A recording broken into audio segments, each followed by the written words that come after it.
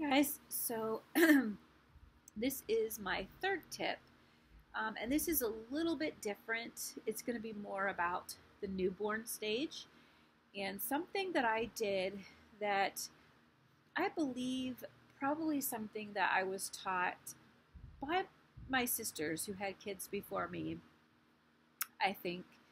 And what it was when, you know how you always struggle with the newborns mixing up day for night. I mean, you're never going to get out of that situation, I think, because even when you're pregnant, they tend to be awake the most when you're sleeping, and when you're moving. And the reason that is because when you're pregnant and you're moving, it's like rocking them to sleep. But then when you lay down, there's no movement; they wake up. So they're kind of like on that time schedule that whole time that you're pregnant. So you have to kind of like break them from that, reversal of when they have their days and nights mixed. So one thing that I found that works, and of course it's not like an easy fix, but it's just some tips to kind of like help really transition your baby. So at night, I always would use a nightlight. Never would I turn on the big bright lights. So even when you have to get up and change, try to make sure that everything is within an easy reach that you can see it with the nightlight on, and leave the nightlight on the whole time. Like, don't turn it on.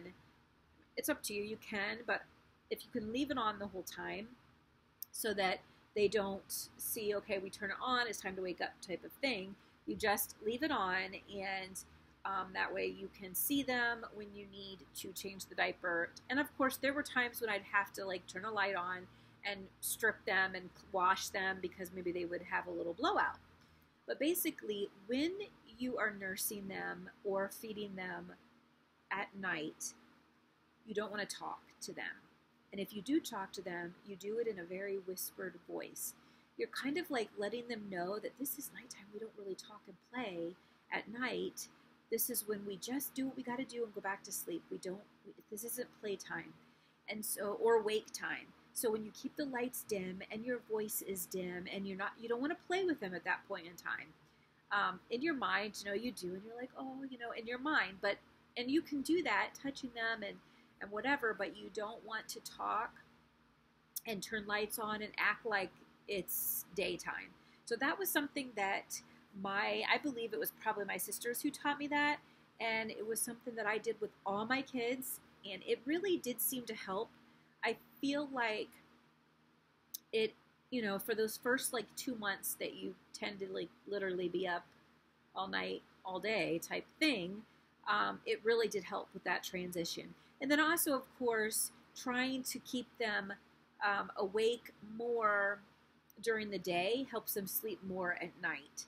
So, of course, they tend to sleep a lot, and I wouldn't even try any of this until at least they're 2 weeks old.